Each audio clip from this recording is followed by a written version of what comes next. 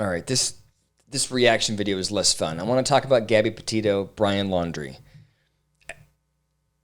I think there's two things we can learn from the case. The first is we have got to stop attacking the police.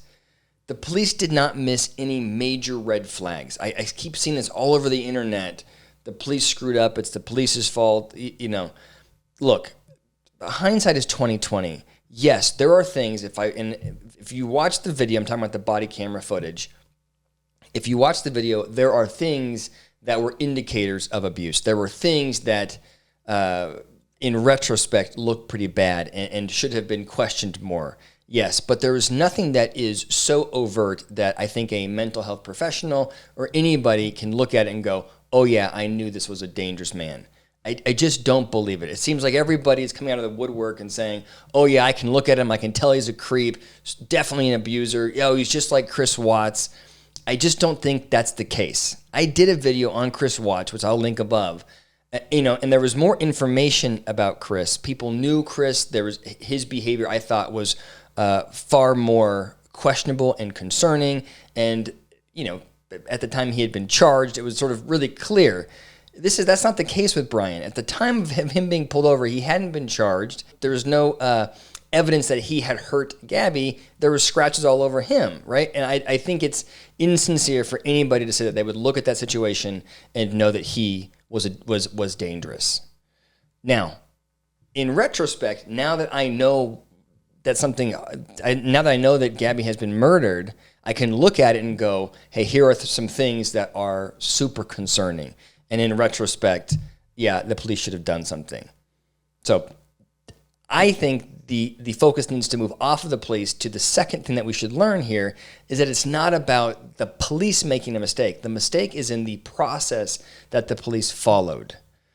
Without question, we should learn from this case that you cannot pull somebody over and then while they're hyperventilating, expect to get a comprehensive review of their relationship. In the case of domestic violence, both parties should be taken in and they should have the opportunity to meet with a third party, some kind of advocate, some kind of mental health professional, a social worker. Imagine what would have happened if Gabby had been able to breathe and relax and have a comfortable conversation in a safe place, right? But instead, she's on the side of the highway. Her fiance is being questioned, whatever it was, 30 feet from her. She's got every different cop walking in and questioning her, and she's trying to protect the abuser in this case. She's trying to protect herself. She's juggling all these things. Meanwhile, she's crying hysterically. The idea that the cops can in any way get a good understanding of who this person is and what the relationship's like is ridiculous. That's the big change that needs to happen. We need to have somebody, a third-party advocate, take care of these people when there's suspected domestic violence. Now, I said in the beginning that there were some flags, so I thought it would be, I will share, here are kind of the things that when I watched the body cam footage, knowing what happened, here are things that stick out to me as being red flags or concerns, dynamics that are interesting. The first is Gabby was clearly afraid of being abandoned in the desert. The fact that Brian put her in a position where she felt like she was going to be left alone in the desert is super concerning because it's super abusive. To me, that is clear abuse. If you make someone think you're going to abandon them in the middle of nowhere where they can be hurt, by the way, it seems like maybe what happened to her, right? That's abuse. The police should have caught that and done something about that. The second thing is, right at the start of the clip, she describes Brian grabbing her by the face. Also super abusive. That's physical abuse, but the police should have done something about that. The third thing that I think sticks out to me that everybody's talking about is how cavalier and how he's joking while Gabby is hysterical and clearly he's a sociopath. I don't think that makes him a sociopath.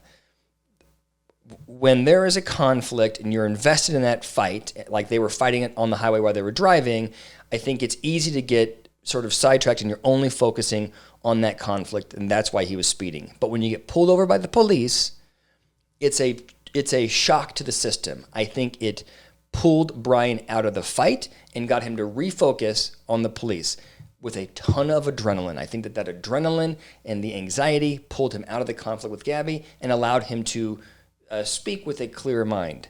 I think that that's why he was able to do that. I don't think that piece of it makes him a narcissist or all the other things that people are saying. But I do want to say that there is a quality that I believe exists in severe domestic when there's domestic conflict. I think that it is fulfilling to a perpetrator. I think it is fulfilling to someone to be able to be composed while the other person is distressed. I can imagine that while Brian was talking to the police, he was taking pride in the fact that he was able to regulate his emotions better than Gabby. I bet you this is just at my gut. I feel like it was fulfilling to him.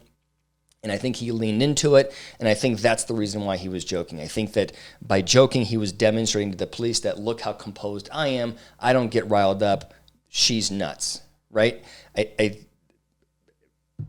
Not enough to convict him, not enough to say that it's domestic violence, but I can tell you that it's a quality that I think is concerning and I think typical for an abuser. Another thing that stuck out to me was how apologetic and deferential and sort of submissive Gabby was. You'll notice that when the police were investigating her, all she would do is talk about how she had OCD, she has anxiety, she's working on the vlog, she can be tough to be with, right? She's causing all of these problems, and he understandably gets so frustrated with me, right? It's like classic victim language, right? The victim is protecting the abuser, which is the reason why, by the way, when the police ask somebody, have you been abused? Oftentimes, someone who is a victim defends the abuser. So it's like you can't just listen to Gabby say, no, he's not abusive to me, right? It's sort of standard for the victim to turn around and protect the abuser. And the last thing that sticks out to me, I think, is just disappointing or sad, is that you have this woman, Gabby, who, when she's talking with the police, like right off the bat, she goes, we're fighting because I have quit my job because I want to create this travel vlog, and the guy that's my companion, the guy that's traveling with me, doesn't believe I can do it. And it's like, this guy took you on this road trip. It's like a weird decision on his part to go on a road trip with her and then be so overt about not believing in your fiance, right? So those are all sort of signs that the relationship was unhealthy, and definitely at that stage of the game, definitely emotional abuse. I think the hand on the face feels a little bit not a little bit. That's physical abuse. So those are the indicators that I would say that the police missed, but I just think it's a mistake to start attacking them and saying they're wrong. What's wrong is the policy. The policy should be, you find domestic violence, you take them in, and you give both parties an advocate so you get a good read on what's happening in that relationship. So please leave your thoughts and opinions in the comments. I want to see what you think. Thanks for listening.